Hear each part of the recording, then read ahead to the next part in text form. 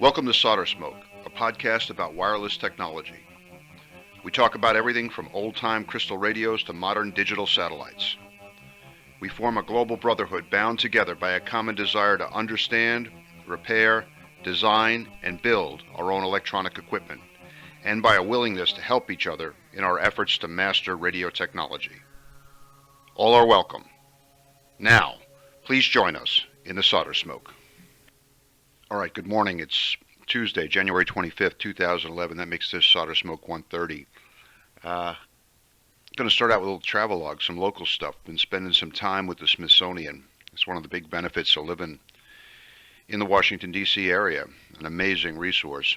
And we headed down to the Air and Space Museum last weekend, not this one, but a week ago, and really a lot of fun. They have an amazing exhibit on the Wright brothers, and this was a real good follow-up to our trip out to Kitty Hawk that we talked about a couple episodes ago.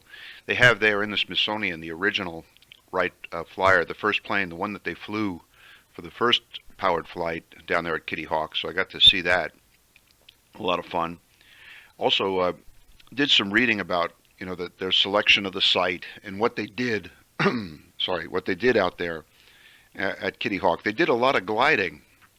This kind of explains why Kitty Hawk was such a good location for them.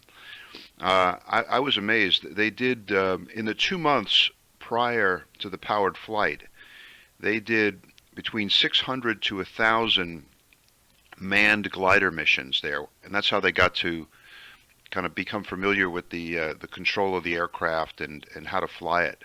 So that was their flight training in glider mode, and Kitty Hawk is certainly a good location for that. Lots of gently sloping hills, good steady winds, and out of the way of the prying eyes of competitors.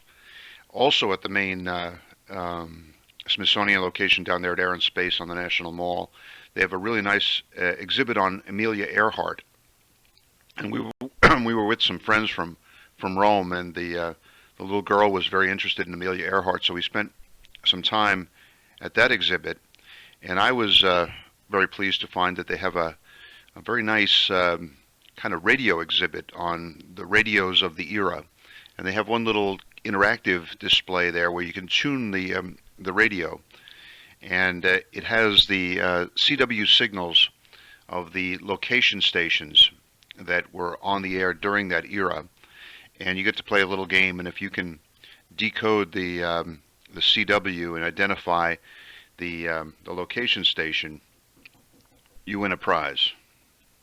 Okay, so CW whiz that I am, of course I was able to impress the visitors by my rapid decoding of the location signals. A nice setup. Then this weekend, my wife took us out. She said, "You got to see this thing." She took me out to Dulles Airport to view the kind of the annex, or the big display for the Smithsonian Air and Space Museum, which is at a different location, I guess about 15 miles outside Washington near Dulles Airport. What an amazing place. I mean, you walk in there and they've got sitting right there on the floor in this big hangar an SR-71 Blackbird. They've got one of the Concords.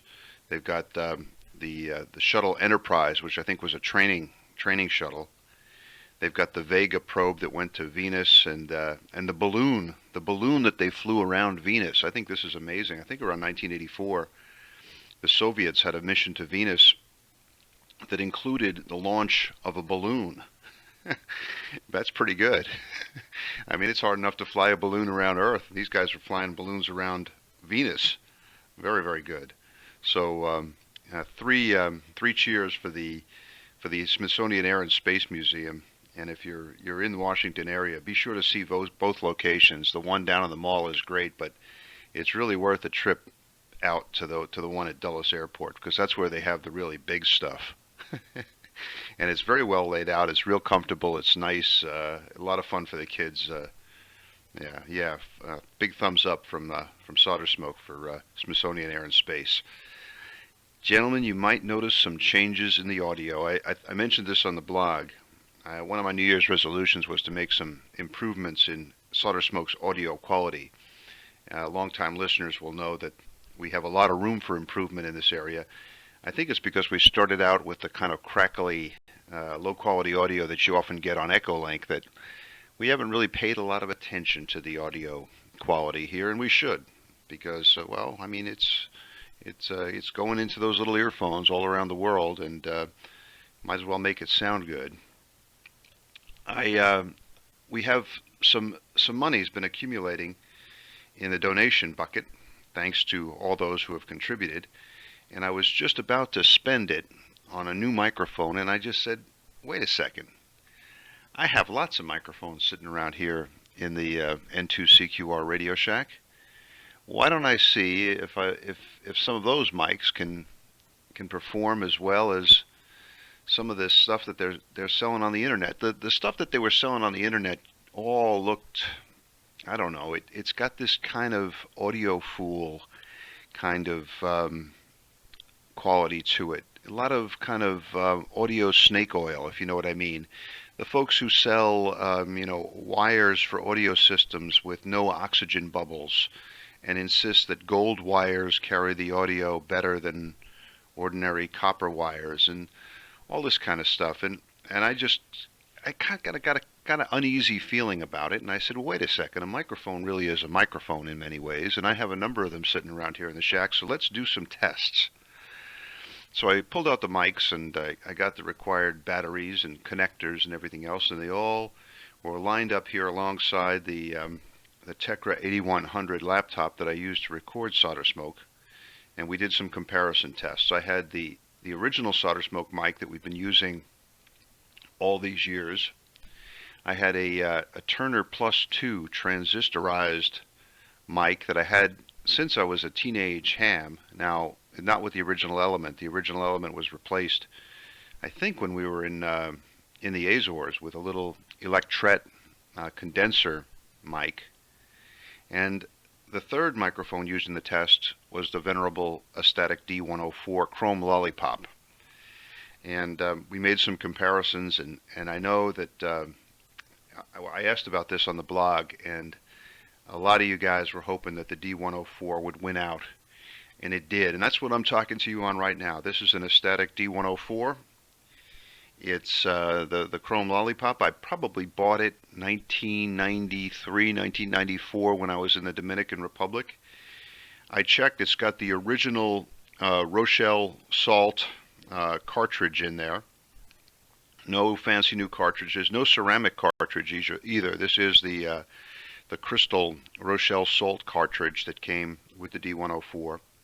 It has a little transistor amplifier in the base, but I have that cranked way down, so I'm not really even using it. And I don't know. I kind of like the audio quality from it. I'm gonna try to do it without a whole lot of processing. But there it is. I thought it sounded pretty good. Now let me know if I'm wrong, and we'll do something else. I made some comments on the blog about this not being a CB mic. I got some comments from people saying, "What is that Citizens Band equipment doing in your Radio Shack?" No. The D-104 is an old and respectable piece of amateur radio equipment, and that the Turner SSB Plus 2 transistorized mic. I don't know. I mentioned on the blog that definitely has a little bit of kind of a good buddy feel to it. So I'm not gonna defend that one. But we're going with the D-104, and I hope you like the audio quality. I made some attempts to deal with my whistling S's here, and I think you guys will get a kick out of this. I think this comes into the category of heroic audio improvements. When I was in the when I was in the supermarket over the weekend, at the checkout counter, I grabbed a packet of Starburst candies. These are the kind of chewy candies we have in the States, and a packet of double mint gum. And my idea was to jam some of this material in the gap between my two front teeth and hopefully suppress the whistle.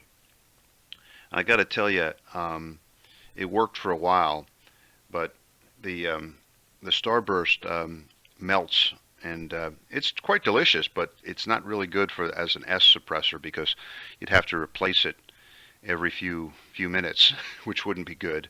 Double mint gum, I'm sad to report, isn't worth anything as an S suppressor because it just doesn't get that kind of chewy consistency that you need, and it's constantly falling out of your teeth. You guys will get a kick out of this. Don't tell my wife because she will flip. I said, well, wait a second. How about a piece of tape? And I looked around and yeah, big roll of duct tape sitting here. And I put the duct tape in there. Well, actually, around the teeth. You know, this is bad because I've told you I've been going to the dentist lately and it's expensive. So I'm thinking, you know, this is kind of dumb. I'm putting duct tape glue on my expensive dental work here. But hey, it's for a good cause. It's for the listening pleasure of you, the individual SolderSmoke listener. But duct tape didn't work either. So there's nothing in there now, guys. The Starburst is melted. The Wrigley's Doublemint gum has fallen out. The duct tape has failed to adhere. So if I'm whistling, well, I'm sorry. We'll try something again next time. I hope it's not too bad. Hey, listen, on the subject of audio, when I was making these changes to the audio, I thought, okay, let's take a look at the whole audio package of the show. And I briefly, very briefly, thought about getting rid of or changing or maybe moving to the end the musical intro that we have at the start of the show. And this music is unique, designed especially for SolderSmoke by our friend W8MOJ, Moj Johnson. You know, and like I said, I feel bad about even briefly thinking about moving this away from the front of the show. But no, I got a message. It was like fate. Just as I was thinking about this, I was reading a book called Rocket Men by Craig Nelson. It's about the Apollo program. Nice book. And I just as I was thinking about this kind of thing, I get to the part where Neil and Buzz and Mike Collins are on their way to the moon. And the author is describing the atmosphere in the command module. He said it's not quiet because astronaut Neil Armstrong had brought along a tape with some music that he liked. And the instrument was the Theremin. Armstrong was listening to Samuel Hoffman's Music Out of the Moon, played on a theremin, aka an etherophone, on the way to the moon. The theremin is this instrument that was developed, I guess 1920s, something like that, maybe earlier, by a Russian. And you don't have to touch it. You just move your hand close to it, and it comes up with this kind of spooky techno effect. And I know that Moj used a theremin quite a bit in the production of our theme music.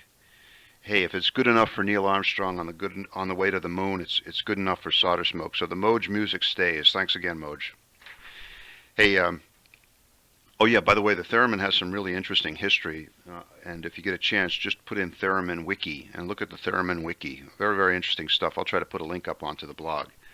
Speaking of space, you know, it seems like the last few weeks I've been drifting off into space. Readers of the blog will know this. Almost all the blog entries have some sort of space connection. The most recent was NASA calling for hams to help find the Nanosale D satellite. This was a little microsat that they sent up. The idea was it was going to deploy a solar sail in orbit, and then they were going to study the characteristics of the solar sail. There were some problems with the deployment, and they were looking. They at one point last week they asked radio amateurs around the world to listen on a specific frequency up around 70 centimeters to listen for the satellite. And I'd like to send out some SolderSmoke congratulations to the radio amateurs who first heard the packets from this missing satellite. They are Alan Sieg and Stan Sims from the Marshall Space Flight Center Radio Club. The scientists working on the project went down to the radio club and asked Alan and Stan to listen. And I guess they had the Keplerian data, and they knew when the thing was going to be overhead, I think. Anyway, they tuned in and they got the packets. Exciting stuff. Not every day that NASA comes to us and asks for assistance. A number of other amateurs around the world picked up packets from Nanosale D, and I have info on that on the blog, and a YouTube video taken by a radio amateur, I believe in Holland, who showed his recording of the satellite pass. All right, still out in outer space. I haven't been out with the telescope too much. It's cold out there. So I guess I'm a bit of a fair weather astronomer.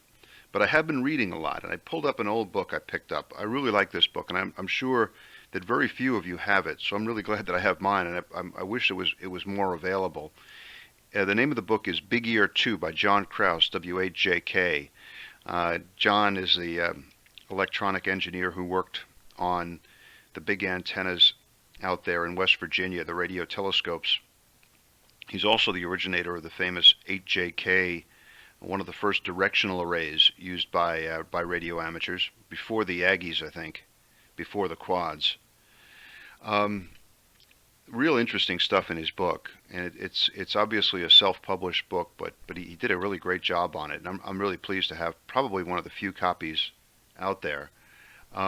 Here's something that I found really interesting. A while back on the blog, we put an article up about a fellow that we mention fairly frequently on the blog and on the podcast, and that's Grote Reber. Grote was one of the world's first, if not the world's first, true radio astronomer. He was a radio amateur living, where was he? Let's see. Yeah, in Wheaton, Illinois. And kind of down and out during the 1930s, during the Depression. No job, nothing to do, but he decided he was going to build a radio telescope, and he built this amazing, and I have a picture of it up on the blog, amazing radar-looking dish aimed up at the sky, and he did some of the first work on listening to signals from space and mapping the galaxy. Really great stuff. What a great name, too. More about that in a minute.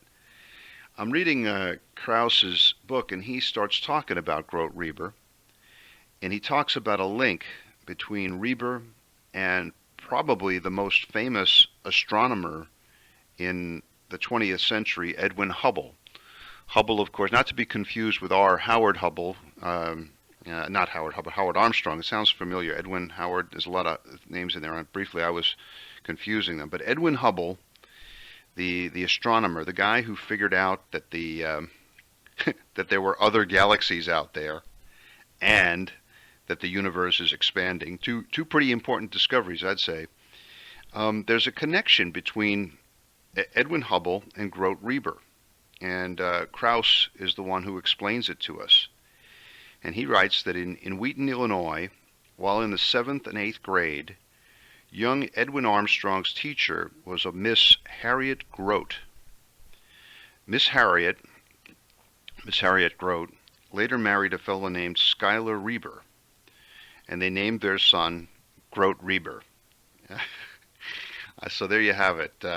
Grote Reber's mom was Edwin Hubble's 7th and 8th grade teacher. Good job there, Miss Harriet Grote. You did a good job with your son and with your student there. Excellent stuff. All right. Let's see. Where's our next page here? Okay. I've also been reading about the exploration of Venus. This is just by happenstance. I ran into that stuff out there at the Air and Space about the Soviet probe. But I've been reading a book called The Evening Star by Henry S.F. Cooper. It's about the Magellan mission to Venus. Magellan arrived at Venus in August 1990, and as I went through the book, I found a number of things that I know would be of interest to SolderSmoke listeners. Kind of a reminder of how dramatically things have changed in terms of data transmission since 1990. When they were getting the original data from Magellan, when it got to Venus, the data tapes that were produced at the Goldstone Radio Telescope in the Mojave Desert were brought to the Jet Propulsion Laboratory. They were driven to JPL by one of the JPL secretaries driving a Corvette. So can you imagine? They send the spaceship to Venus. It goes all the way to Venus. It gathers the data using radar, sends the first bunch of data back. It's picked up by the sophisticated radio telescope out there in Goldstone, and they take it and they stick it in a Corvette, and they tell the secretary, drive this over to JPL. Wow, things have changed. The book also describes, the author, I must say, he's not like many of the journalists and non-scientists who work on these kind of topics. The technical description is kind of at times a bit weak. But and that was the case in this area, I think. But still, you could see in the book the trade-off between bandwidth, signal-to-noise ratio, and data transmission rates when they're talking about how long it takes them to get the data back from the spacecraft, and how the use of different antenna systems, whether they're talking about the high gain antenna versus the low gain antenna on the spacecraft, and how that affects the amount of time it takes for them to get the data back. I thought it was really interesting, and of course very familiar. It's a familiar situation, especially to people who have been playing around with QRSS and Whisper systems. And I saw a real parallel between our hobby activities and the well, it's the same physics constraints. It's Shannon's information theory, and the same factors, of course, were at work there on the path between Venus and the Earth. I also thought it was interesting that when the controllers on the ground were sending instructions to the spacecraft, especially software updates, especially when the spacecraft was in a bit of trouble and they were having trouble getting the new software into the spacecraft, they had to use the Deep Space Network radio telescopes at very high power to try to get the signal and the new software into the spacecraft all the way there at Venus. And I didn't know this, but when they made those transmissions, the effective radiated power at UHF was so high that they had to put out a warning to aircraft in the area to stay out of the path of the radio beam. Here, I got a question. In the book, they're talking about possible damage to some of the silicon chips in the spacecraft, and the author claims that the engineers working on the project believed that over time the chips somehow healed themselves, and that was a mystery to me. I mean, I've worked on a lot of chips, I've worked on a lot of radios, but I haven't had any of them, as far as I know, heal themselves. How does that work? I mean, is there something that goes on in these sophisticated chips that allows the chip to, in effect, heal itself? Because the author makes repeated reference to this, and I just wonder if some of you chip gurus could shed some light on that. One final thing that I thought was really cool, and wait, okay, I'll mention this now. The authors say that they talk about the process of naming geographic, well, I guess terrain features on Venus. Wouldn't be geographic, right? And they decided to name them all for women. And this later on created some controversy, but they decided back then to name them all for women. And they went through this really extensive process of coming up with the required number of names to name all the features on Venus. It's all done. There's only one male name on Venus. Only one feature on all of Venus named for a man. And I'll make this part of the Trivial Pursuit portion of the show. Who was that man, and why is he alone in the harem? Well, it was our own James Clerk Maxwell, a name well familiar to those involved in the radio arts. And the reason he's there alone amongst all those women is that they named some features of Venus using early maps developed by radar from the Earth. This is another amazing thing. You know, they came up with fairly good maps of Venus from the Earth in the 1960s using radar fired by the Arecibo Telescope in Puerto Rico. I think that's just pretty amazing. I want to read more about that. But they were able to discern the big terrain features on Venus and figure out its rate of rotation using the Arecibo Telescope and radar transmitted from it. And so when they got some of the big features, they named them, and this was before they had decided to name everything for women. Now, a number of the other features that were named for one other reason were dropped or changed or when they came up with the more detailed maps from the orbiting spacecraft radars, they decided to change those names. But one of the main features there, which had been named for Maxwell, it was decided to keep it named for Maxwell. So Maxwell is, right now, the only man on Venus. All right.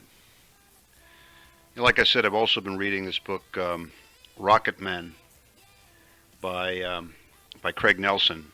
Pretty good. Again, a bit weak on the technical side. You know, he starts explaining the technical stuff, or he starts to try to explain it. Then you can almost detect kind of the impatience of speaking as one of the group, of the impatience of the liberal arts major, and he just sort of gets halfway through the explanation of whatever technical thing he's discussing and kind of quits and bails out. But also this book kind of could have used a little bit more editing. I find annoying number of kind of sentences in there that are real clunkers. But other than that, it's really good. It really gives good historical context on the Apollo program, and it's filled with a lot of interviews and feedback sessions with people who are involved in the project, and a lot of real kind of gritty detail. At one point, they were talking about, you know, how when Alan Shepard was getting ready to fly the first American manned spaceship, Chuck Yeager, who'd been out flying the X-15s out west and who had stayed away from from NASA and the space program and was kind of scornful of it. As Shepard, he was scornful of it because they were flying monkeys, in part because they were flying monkeys. So just before Shepard was going to fly, Yeager sent him a message saying, I guess in typical kind of pilot humor, he said, be sure to wipe the monkey shit off the seat before you get in there. And then the scorn was also kind of reflected in a phrase that some of them were saying about the early days of the Mercury program. And they said, first the chimps, then the chumps. Anyway, this is the kind of gritty detail that you get in Rocket Men. So even though it's not quite perfect, it gets a thumbs up from SolderSmoke. All right, now on some technical projects of our own in the aviation area. For Christmas, Billy got one of these little coaxial helicopters. A few years back, we had a little radio-controlled helicopter, and I think Farhan in India had the same one. They've made massive improvements in these things since that time, and now they're flying what they call coaxial helicopters. I saw a full-scale version of this design out at the Air and Space Museum, and basically they take care of the torque problem by having two rotors, one going clockwise, the other going counterclockwise. They also keep it very stable by having kind of an auto gyro up on top of the rotors that keeps it pretty much horizontal all the time unless you're actually wanting to move it. So the whole thing's very stable. Great fun, easy to fly. We were having a terrific time with it. Now, we were crashing it quite a lot, and the new puppy was occasionally going over and grabbing it from the ground, which wasn't good. So I kind of figured that this wouldn't last too long, and sure enough, it started to develop this problem. And I wanted to let you guys know about this because I know you're interested in troubleshooting and technical problems, and this is, after all, a radio-controlled aircraft, so it's related to the radio arts. But the thing would start, instead of being its normal, very stable, horizontal self, it would start kind of wobbling, and then the wobbles would get kind of circular, get worse, and then all of a sudden the whole thing would come crashing down as the upper rotor hit the lower rotor. It's not supposed to do that. So I knew that there would undoubtedly be a large community of coaxial helicopter fans out there on the internet. Sure enough, there they were. And I started wondering about this problem and if there was anything that I could do about it. And sure enough, the problem is well recognized, well discussed. It even has a name and an acronym. The acronym is TBE. That's Tango Bravo Echo. TBE. And TBE stands for, and I know you troubleshooters out there will get a kick out of this, TBE stands for toilet bowl effect. Because when the helicopter starts doing this, it looks like it's kind of going down the tube. You know what I'm saying? So you have to admire the radio-controlled aircraft guys for coming up with that acronym. I've had many radios that seem to be not physically, but sort of metaphorically exhibiting the TBE, and it's not quite sure how. I'm not quite sure how to cure it. There were all kinds of solutions presented on the internet, but I'm not quite sure I'm going to be able to implement any of them. It might be worthwhile just to spend another $25 and get Billy a replacement helicopter, but a lot of fun. And take a look at the coaxial helicopters out there. They're cheap, they're easy, they're easier to fly than the radio-controlled model airplanes that we had last year, that I think may have contributed to my broken Achilles tendon.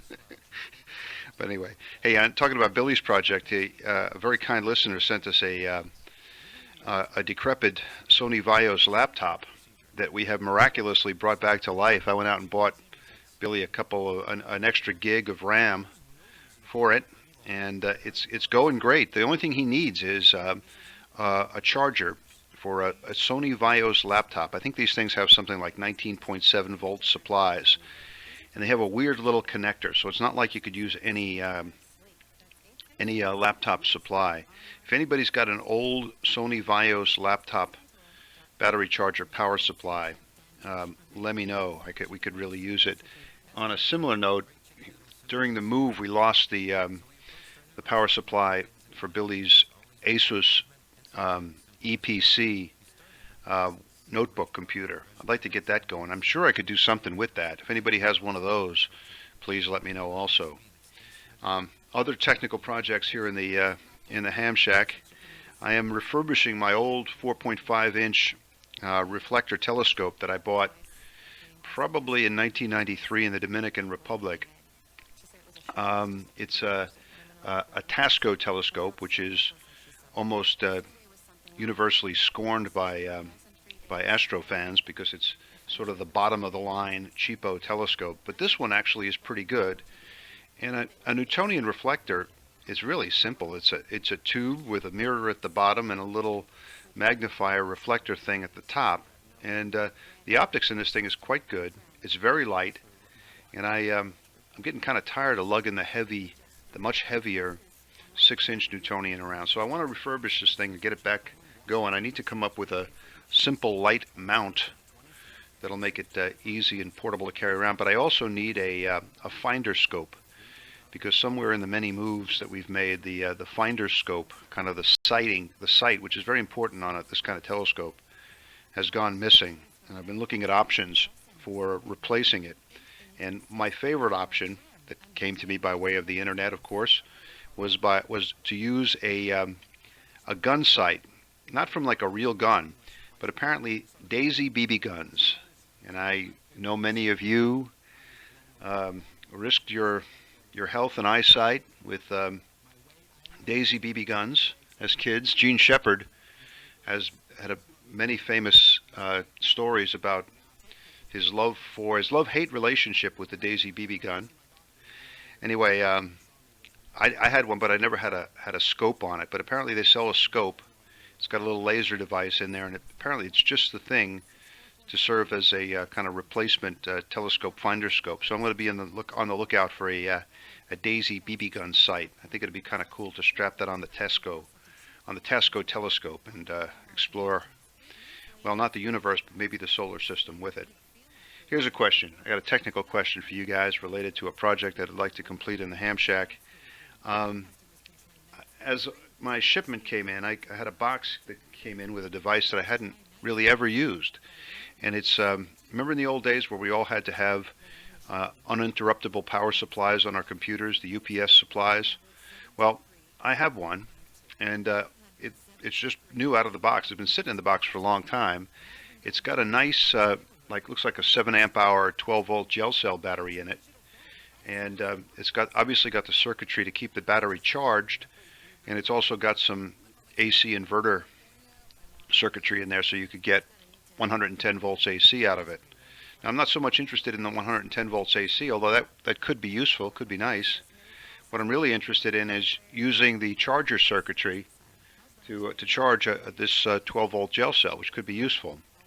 But I have a problem with it. Even though it's never been used, when I plug it in, I get a little kind of alarm light that comes on that indicates some sort of ground fault or reverse polarity on the input plug. Now, I don't know why that is. Maybe the house wiring is all somehow backwards. I doubt it, because I think I had the problem in another location too.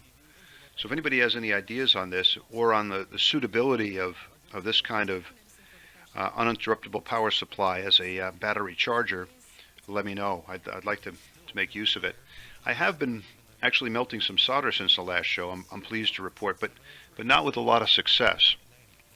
I mentioned that our friend Jim, AL7RV, has resurrected his old Zenith transoceanic shortwave receiver from Vietnam War days. I had a picture of Jim on the blog with the transoceanic at a location somewhere in the southern part of the United States. Gentlemen, we're now joined by... Hold on a second. Oh my gosh, Sit down there, Maria. We're joined by the lovely and talented Maria Patricia, the not so lovely and talented Cappuccio the dog, and Maria has in her arms the terrified Tyson the cat, terrified because of Cappuccio the dog. So the whole gang is here this morning. Anyway, what was I saying? Oh yes, AL7RV's transoceanic. Jim mentioned that he needed a BFO for this receiver so that he could listen to sideband and CW. And I told him that I had one here that I had built back in the Azores. I built it in an Altoids tin, and I built it using a 455 kilohertz IF transformer and variable cap as the tune circuit. And I thought, oh man, this is great. I'll just dig this thing up. I'll slap a battery in it. I'll send it off to Jim, and I'll have played a role in bringing this transoceanic back to full use. Well, when I tested the thing out, it turned out that it was pretty horribly unstable. And I guess it might not have been, your memories are always better than reality with these kind of things. And I guess it wasn't quite as useful as I thought it was. So I started exploring other circuits. And there's a lot of circuits on the internet for these little kind of outboard 455 kc BFOs. You don't even have to hook them up to the radio. There's usually enough kind of bleed through or pick up by the IF circuitry that you just need to turn them on and set them close to the radio, and they'll work. I played with one. I tried to build one using a ceramic resonator at 455 kilohertz. I couldn't get that going. Then I tried building one with an old 455 kc crystal I had here. Couldn't get that going. So it's it's the simplest little thing, but I just haven't been able to get it going. I haven't given up.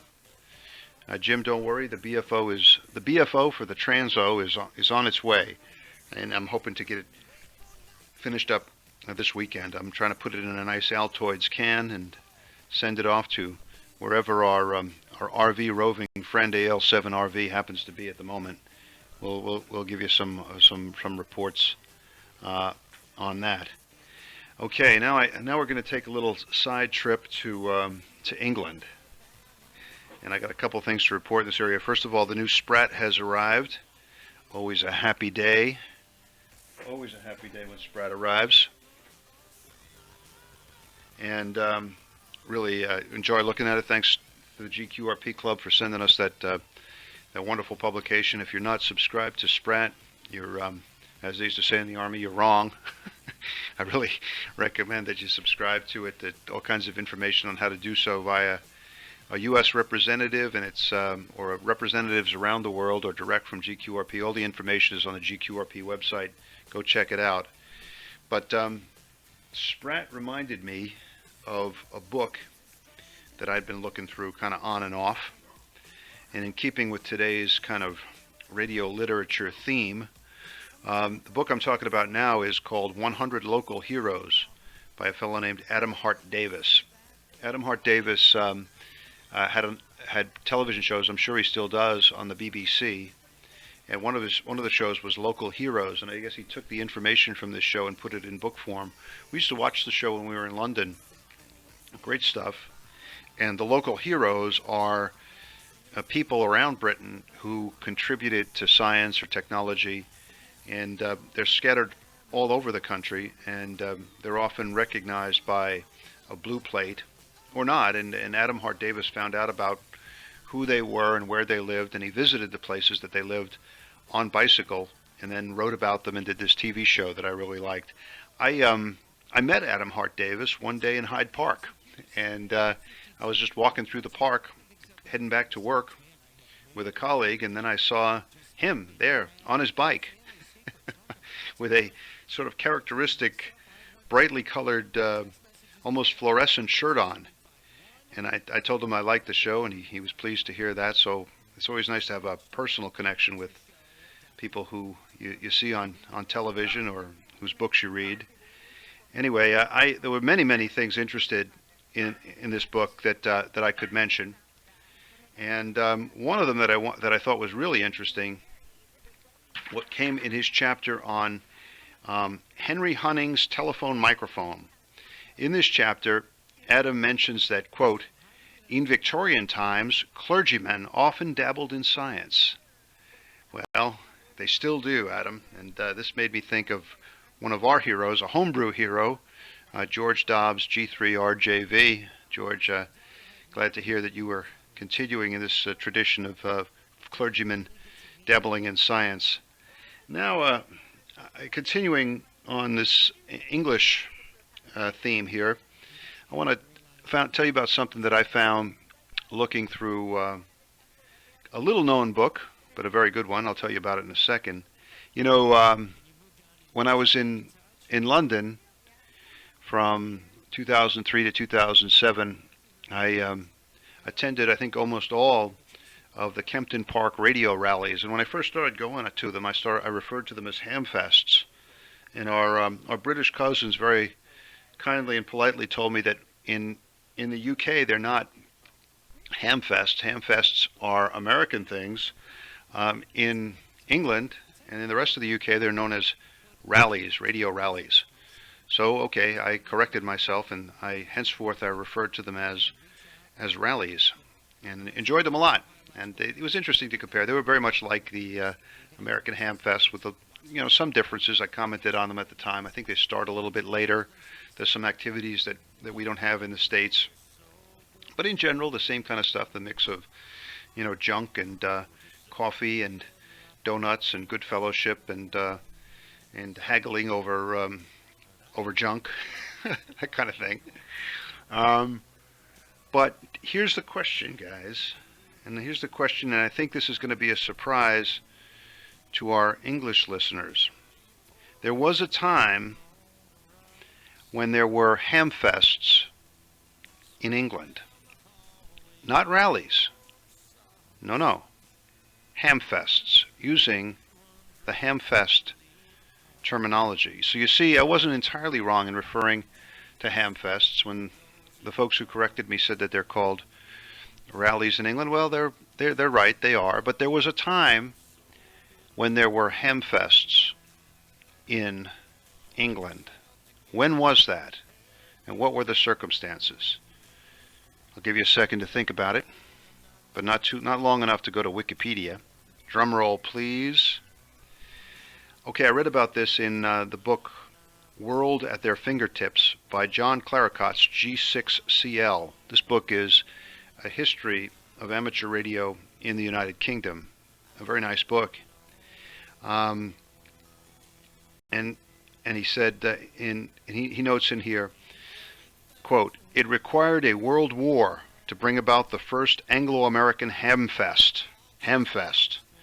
It was held at Edgware Road near the Marble Arch in London. That's very close to where I lived, and very close, very close to the U.S. Embassy.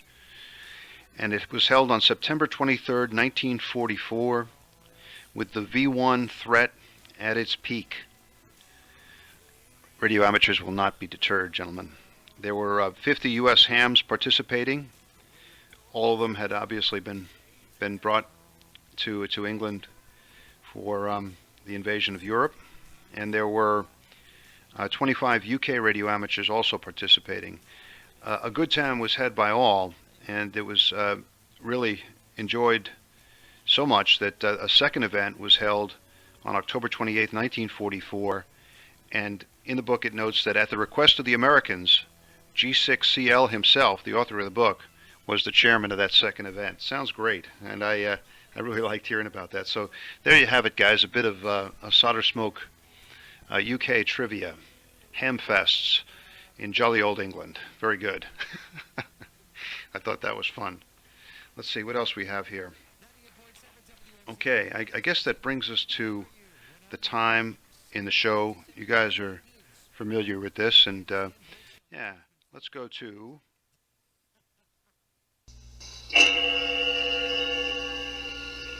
SolderSmoke mailbag. Indeed. All right, SolderSmoke mailbag. Heard from somebody we haven't heard from in a while. We're very happy to hear from Greg, OH2FFY, the Australian friend living in Finland. He responded, as a number of listeners did, to my tale of daring do in the repair area with the Sony Vios laptop computer and the toes up NVIDIA graphics card. He said that my repair reminded him of a similar reflow episode with in which he had to repair the voltage controlled oscillator of a Philips FM 900 UHF rig. Same kind of thing, bad solder in there, and I think the same kind of repair. Heat was applied, and he got it fixed.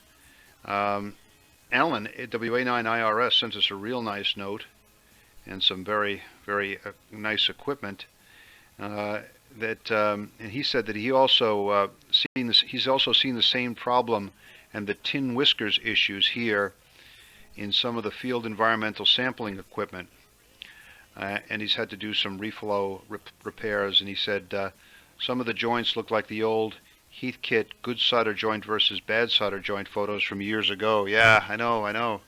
This is a bad problem. Thanks for the note, and thanks for the nice equipment, Alan. Very, very useful for us.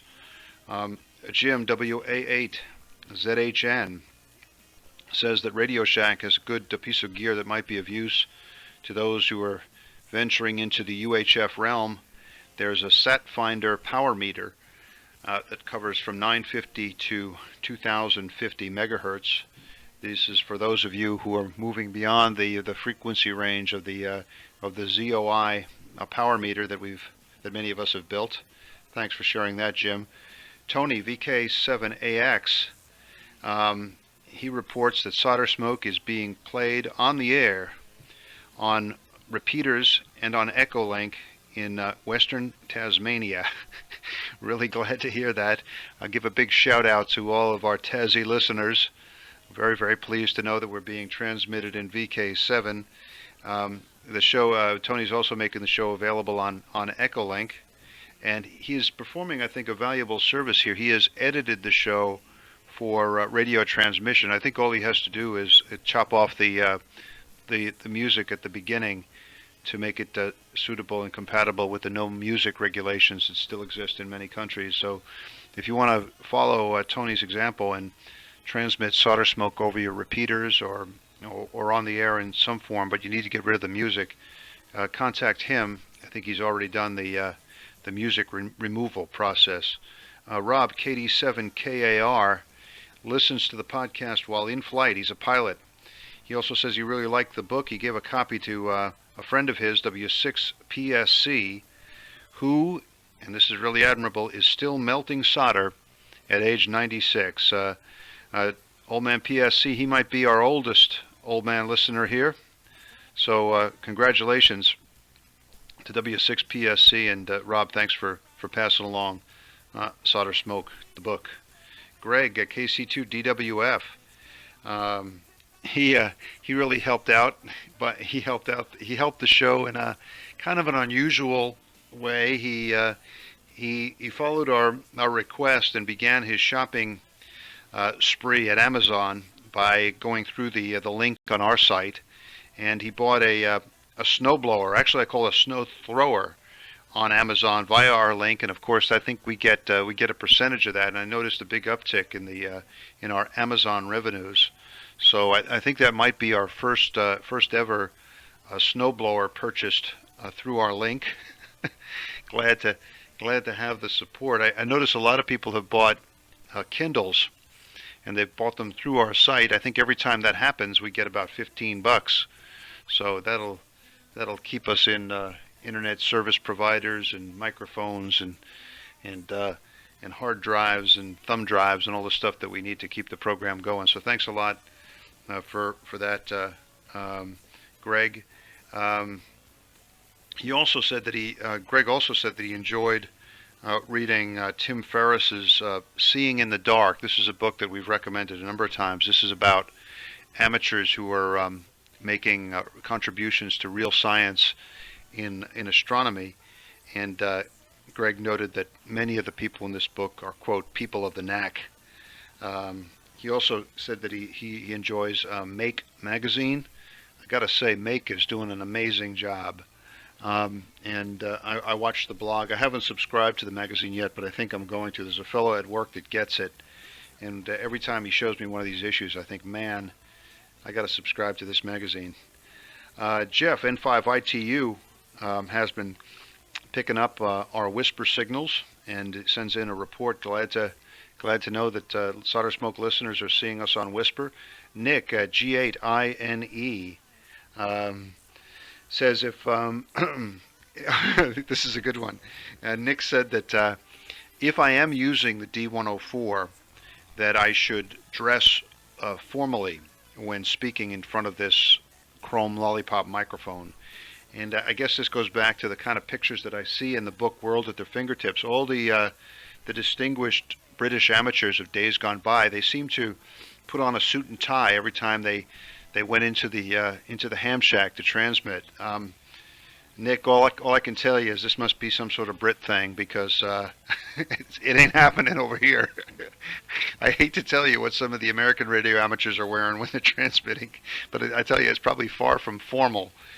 In my case, I think blue jeans and a t-shirt is as formal as we get, although I have melted solder in a business suit, and there's a story about this in SolderSmoke Global Adventures in Wireless Electronics. I was frantically trying to repair a homebrew 17-meter single sideband transmitter when we were out in the Azores, and I figured out what needed to be done just minutes before we were scheduled to leave for a formal diplomatic event. So with my wife upstairs finishing her getting dressed in preparations for the event, in my business suit I ran down to the ham shack, fired up the soldering iron, and quickly put in a larger capacitor across the variable frequency oscillator on the transmitter, made a quick test, and man, I went off to that event knowing that I was an electronic wizard.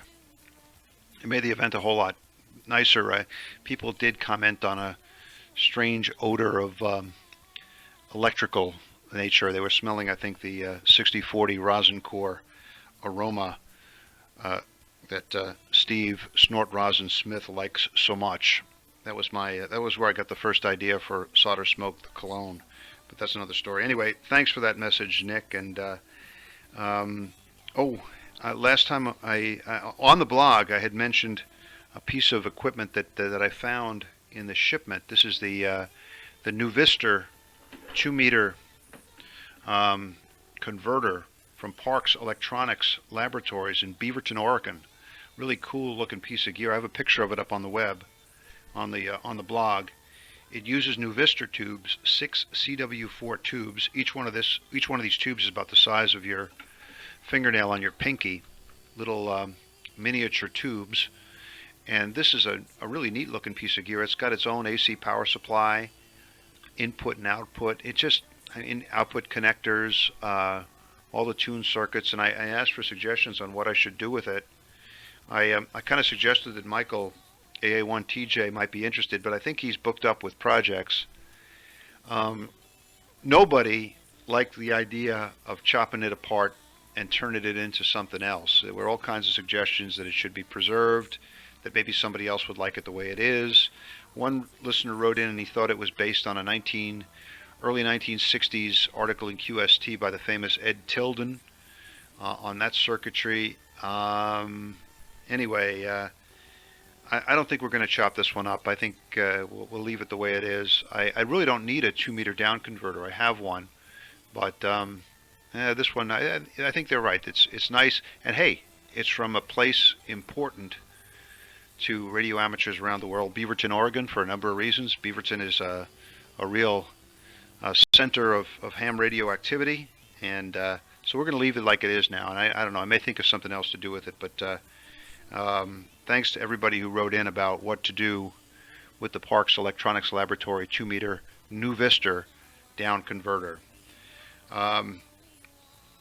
Bruce KK0S reports that there's a fictional character in some books that he found, pulp fiction books from the 1930s. The character's name is Doc Savage, and he says that all the characters, or a number of the key characters in these books, seem to have the knack. So he recommends the Doc Savage books from the 1930s for SolderSmoke listeners. I think they're available on the web.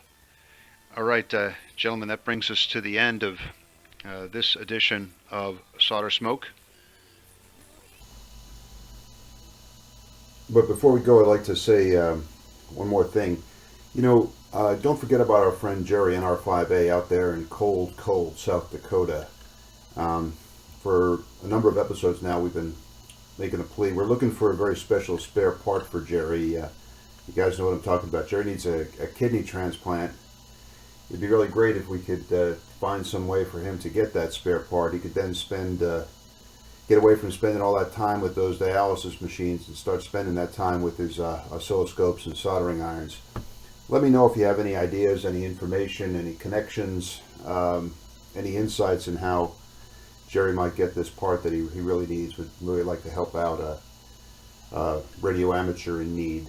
That's it for SolderSmoke 130. We'll see you guys next time. I hope the winter is being kind to you. And 7-3 from Northern Virginia. The SolderSmoke podcast is produced once or twice a month using roadkill computers in an electronics workshop somewhere in the wilds of Northern Virginia. The podcast is available via iTunes and directly from our website, SolderSmoke.com. Our blog, the SolderSmoke Daily News, is at soldersmoke.blogspot.com. Send email to SolderSmoke, that's one word, at yahoo.com. SolderSmoke is listener supported, and there are many ways you can help keep the podcast going. Please spread the word. Let your friends know about SolderSmoke, the podcast, and our blog. Put links to the podcast and the blog on your websites. Buy a copy of the critically acclaimed book, SolderSmoke, Global Adventures in Wireless Electronics, available from lulu.com.